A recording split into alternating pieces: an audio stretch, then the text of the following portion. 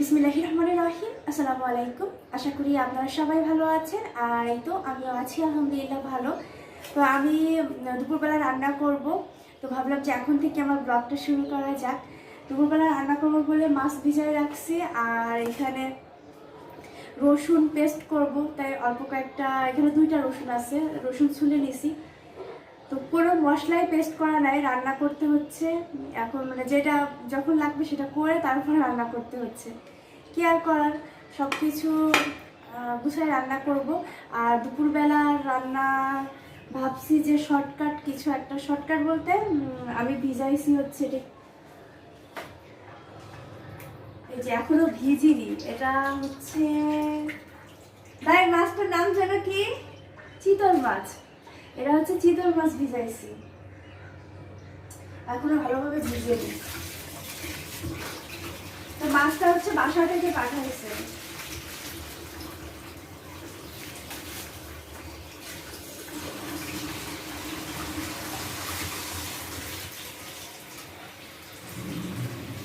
তো পানি ছেড়ে দিলাম, নতুন করে পানি দিব কারণ মাছ এখনো ছাড়েনি। তো আমি হচ্ছে মশলা টসলা রেডি করতে করতে দেখা যাবে যে মাছ ঠিক হয়ে গেছে, নর্মাল হয়েছে আর কি।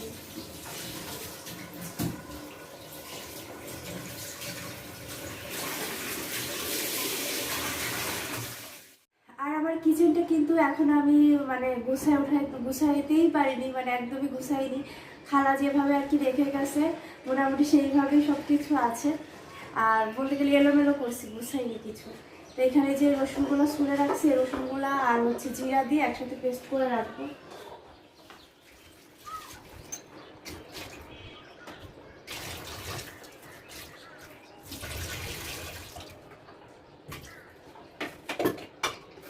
আর ওই সাইডে ভাই টিভি রেখে যাচ্ছে।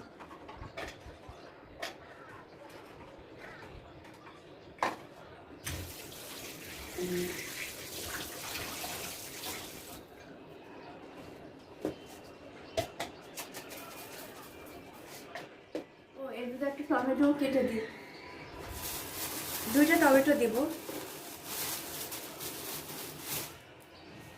এই যে টমেটোর মানে যে মানে গাছটা আছে, গাছটা সহ মনে হয় ই করে দিছে, ছিঁড়ে দিছে। সবটুকু মশলাটা লাগবে না, কিছুটা থাকবে।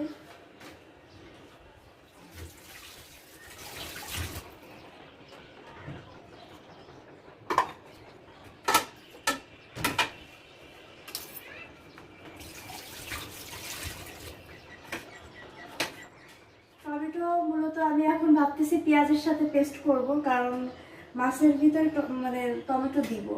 তো পেস্ট করে দিলে একদম মশলা মশলা টাইপের হবে, খাইতে বেশি ভালো লাগবে। তো এটা আমি এখনই পেস্ট করে দিব। আর পেঁয়াজ এখনো কাটা হয়নি আমার।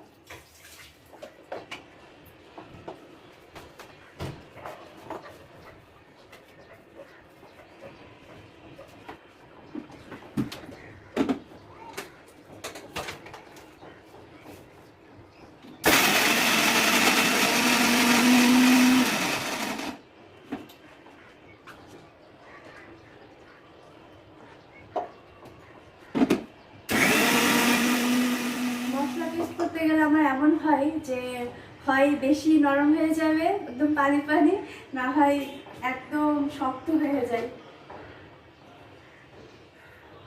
আর জিরায় মনে হয় একটু বেশি পানি লাগে, বেশি পানি টেনে নেয় জিরায়। আর পানি দিব না, নাহলে দেখা গেল ডাল হয়ে গেল। তাই তো পেস্ট করা হয়ে গেছে জিরা আর রসুন, এটা একটা বাটিতে রেখে দিব।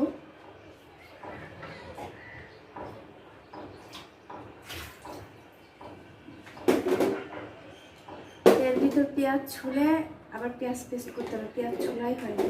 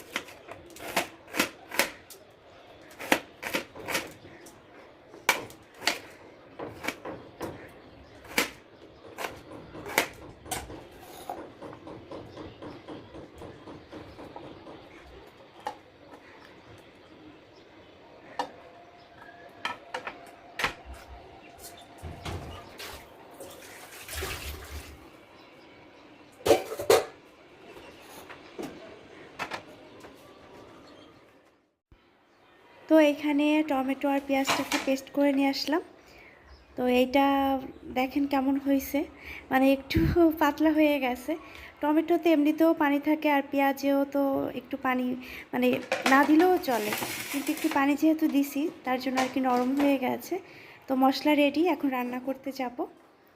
তো এখানে কড়াইয়ে হচ্ছে ডিম ভাজা হয়েছিল, তো ওই কড়াই দিয়ে আবার আমি একটু তেল দিয়ে দিলাম। আর তেল দিলাম দেখলেনই তো, 5 লিটারের বোতল ধরে তেল দিলাম, কারণ হচ্ছে তেল যে ঢালবো এটাই আর কি হচ্ছে না। তো বোতল ধরেই রান্না করতেছি 2 দিন ধরে। তো এখানে মাছের ভিতর লবণ আর হলুদ দিয়ে দিলাম, লবণ হলুদ দিয়ে মাছটাকে আর কি মেখে তারপর আমি ভেজে নিব।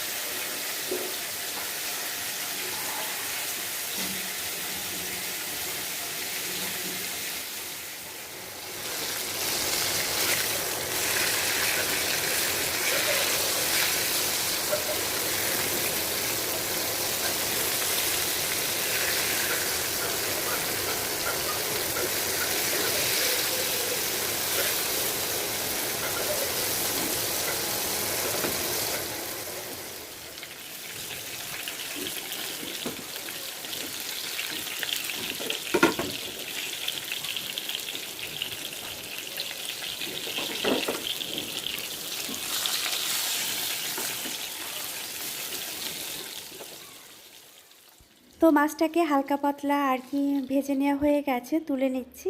তো এর ভিতরে আমি 2টা তেজপাতা ছিঁড়ে রেখেছিলাম ধুয়ে, তো ওইটা দিয়ে দিলাম। আর এখন ওই যে যে মশলাগুলো পেস্ট করছি ওইগুলো আর কি দিয়ে দিব। আর এই মশলাটা পুরোটাই দিয়ে দিচ্ছি, টমেটো আর পেঁয়াজ পেস্ট। তো টমেটো আর এই পেঁয়াজ পেস্ট দেওয়ার কারণে কিন্তু মাছ ভুনাটা খেতে অনেক বেশি মজার হয়।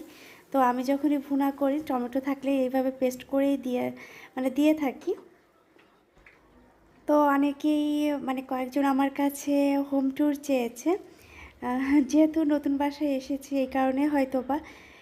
কিন্তু নতুন বাসায় আসার পর থেকে এমনিতেও আমি অসুস্থ, ঠান্ডা লাগছে, তারপর আবার কাশি, সব কিছু মিলে আর কি নিজের শরীরটা যেহেতু অসুস্থ, এই কারণে কোনো কিছুই গোছাইতেও ভালো লাগতেছে না।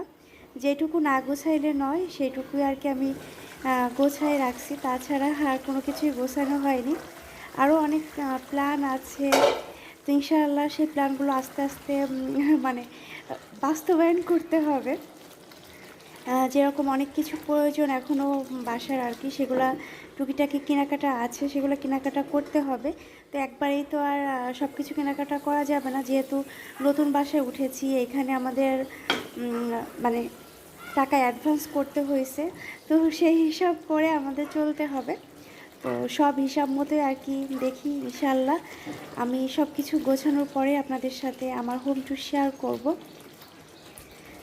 তো এইখানে মশলাটাকে আমি ভালো করে কষাই করে নিচ্ছি, আর প্রচুর পরিমাণে ফুটতেছিল, তাই ঢাকনা দিয়ে ঢেকে দিলাম। তো এইখানে এই যে মানে মশলা পেস্ট করার পরে হয়তো বা এটা ধুয়ে সবাই পানি ফেলে দেয়, কিন্তু আমি এই পানিটাই আবার মানে ওইটা ধুয়ে এই পানিটা আবার দিয়ে দিই তরকারির ভিতরে। তো মশলাটাকে কষানোর জন্য আমি ওয়েট করতেছিলাম, তো উপরে তেল ভেসে উঠেছে। তো এখন আমি এই যে পানি দিয়ে দিলাম। মাছটা যেহেতু ভেজে নিয়েছি, তো আমার মানে রান্নাটা করতে খুব বেশি সময় লাগবে না, হয়তো বা আর কিছুক্ষণের ভিতরে রান্নাটা কমপ্লিট হয়ে যাবে।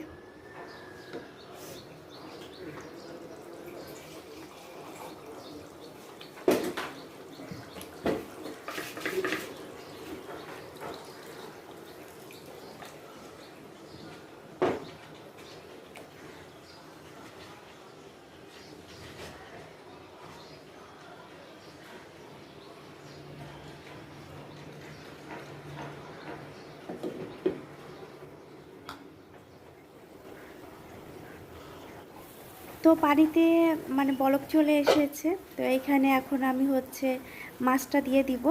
তো তার আগে হচ্ছে আমি একটু লবণটা চেক করে নিলাম। তো আমার কাছে হয় লবণ বেশি হয় নাই কম হয়।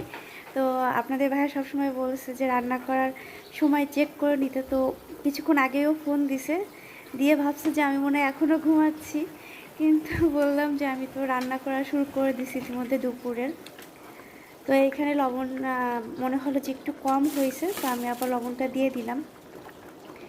তো মাছটা দেওয়ার সময় এই যে তরকারি পড়ে গেছে, তো এখন ঢাকনা দিয়ে ঢেকে দিলাম। আর এখন এই যে চুলার আশপাশে তো তেল টেল ছিটে পড়ছে, তো এটা আমি এখনই ক্লিন করে নিব, না হইলে পরবর্তীতে দেখা গেল রান্না শেষ করতে করতে আমি ক্লান্ত, পরে আর ক্লিন করার মুড থাকবে না।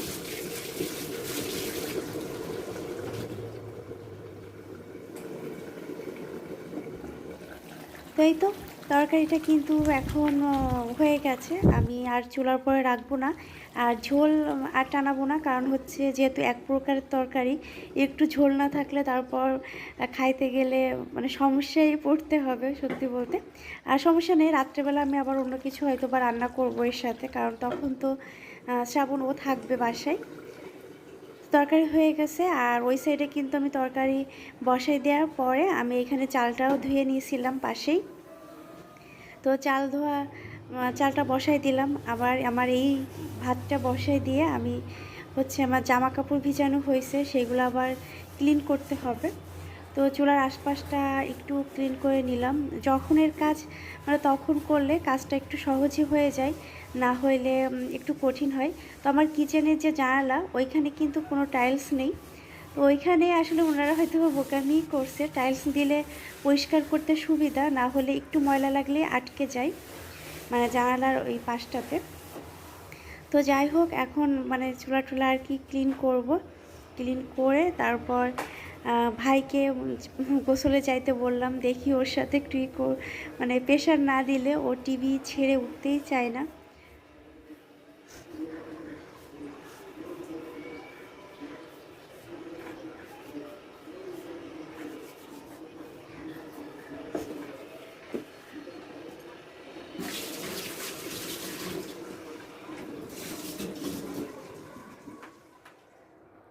মাত্র ফ্রেশ হয়ে আসলাম, আর এর আগে আমি ঘর মুছছি, জামা কাপড় পরিষ্কার করে নেড়ে দিছি। এত ক্ষুধা লাগছে, মনে হচ্ছে যে মাথা ঘুরে পড়ে যাব, আর মনে হচ্ছে যে ডিশ ধরে আমি খাওয়া শুরু করে দিই। তো আমি তো এক প্রকারের তরকারি রান্না করছি, আর সেই তরকারি দিয়েই খাওয়া আজকে আমাদের। তো দুইজনের জন্য যে প্লেটে ভাত উঠাই নিছে, আর তিনি টিভি চালায় বসছে, আর ও তো আসবে না বাসায়, আর খাইতেও পারবে না আমাদের সাথে। ভাই কি মাছ নিবা দেখে যাও, চিতল মাছের যে কি পরিমাণে কাটারে ভাই, বলে বুঝাইতে পারবো না। এটা তোমার প্লেট।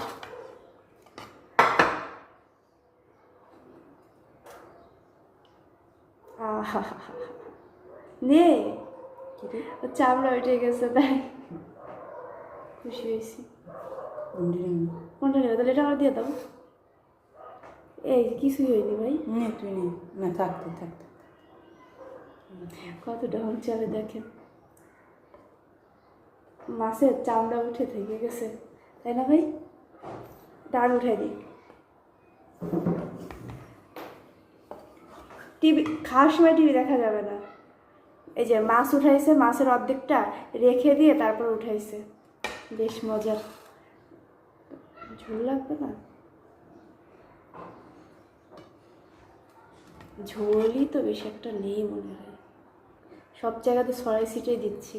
হয়েছে, আর দিয়ে লাগলে পরে নিতে হবে। বয় বয় না ভাই, টিভি দেখিস না রে ভাই। আরে ভাই আমি কি নেব? আমি বলে ল্যাস থাকলে ল্যাস খান খাও, ল্যাস ল্যাস মানে লেজ।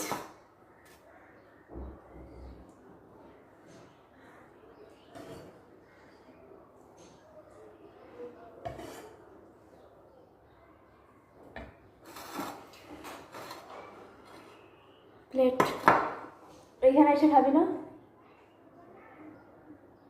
আসো ভাই, এখানে বসো। টিভি দেখে খাওয়া যাবে না, চেয়ারটা আনলে এখানে বসতে হবে। তাড়াতাড়ি 1 মিনিটের ভিতরে এখানে আসতে হবে। 1 মিনিটের তাড়াতাড়ি টিভি অফ করতে হবে। 24টা ঘন্টা টিভি, সিনেমা এগুলো নিয়ে আসা। আমি তুই আর আসলে খাবো না। 1 মিনিট হয়ে গেছে। তাড়াতাড়ি, নাক পুরো বন্ধ হয়ে গেছে। কি ফাজিল তাহলে বোঝেন, ডাকলেও আসে না। এই ভিডিওটা যেন আম্মু দেখে তাহলে আমি খুশি হব, ঠিক আছে? হ্যাঁ,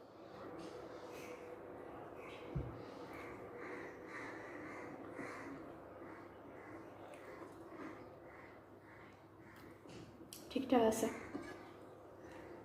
আমি তো ভাবছিলাম লবণ হয়তো বা বেশি হইতে পারে।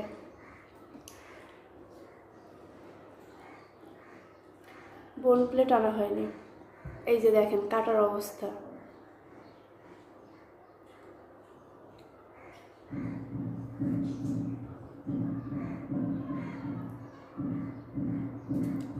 এক ঘন্টা লাগবে খাইতে আজকে আমার আর আমার ভাইয়ের, কারণ আমরা দুইজনই মাছ বাছতে ভালো পারি না। কণ্ঠের যে কি হয়েছে,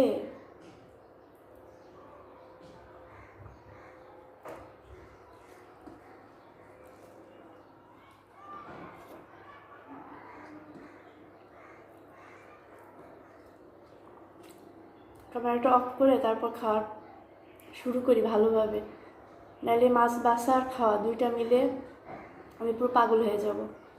এমনিই লাগছে অনেক ক্ষুধা।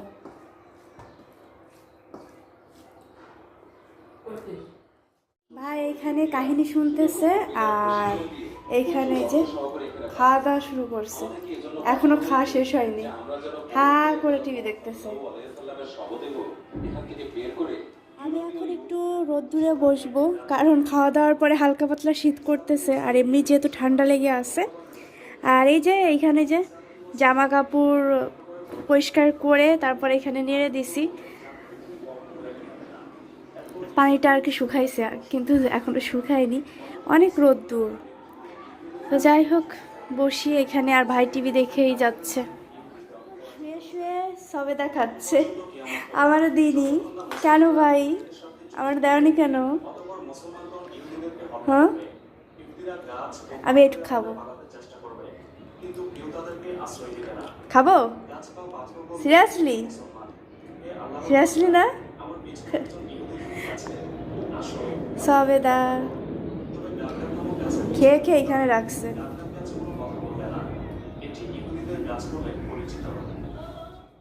এই যে ঝগড়া শুরু করছে,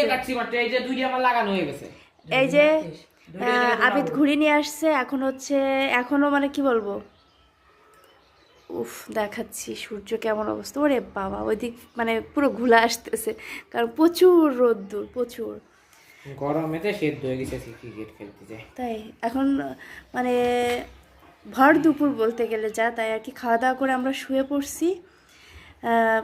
ফোন চাপতেছিলাম আর কি, তার ভিতরে আবিদ চলে এসেছে, তো ঘুড়ি উড়ানো হবে, ঘুড়ি নিয়ে আসছে, ঘুড়ির এখন কি বলবো পরিচর্যা চলতেছে।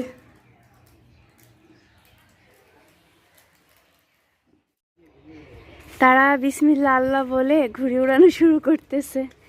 দারুণ ব্যাপার।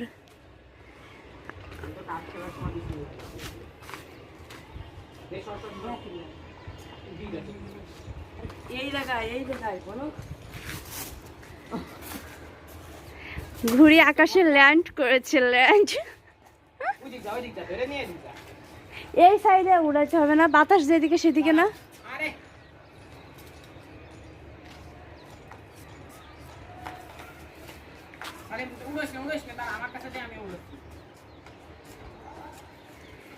এরা যে কি করবে আমি বুঝতেছি না।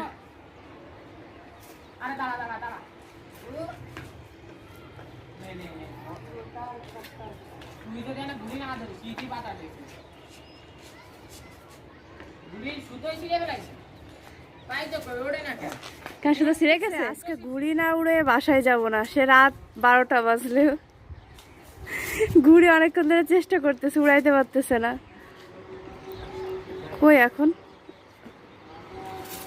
হ্যাঁ হ্যাঁ উড়বে, ইনশাল্লাহ উড়বে। ইস, বাদে রাখছিল, রাখতেছি।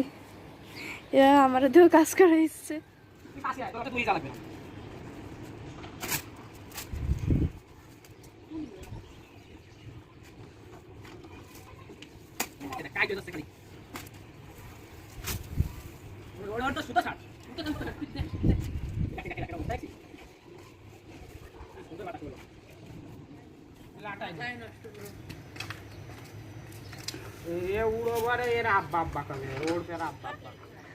ও ঘুড়ি শেষ পর্যন্ত আকাশে গিয়েছে। এইবার ওরাই নিচে নিচে ল্যান্ড করবে। কই সে ঘুড়ি? এই যে তাদের ঘুড়ি নাকি পড়ে যাবে, সেই চিন্তা আছে ওরা।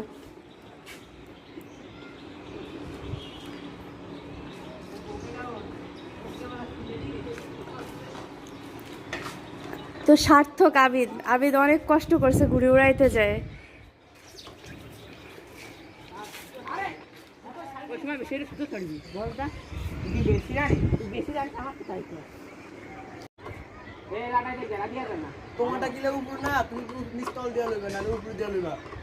কাটলে লাভ কি?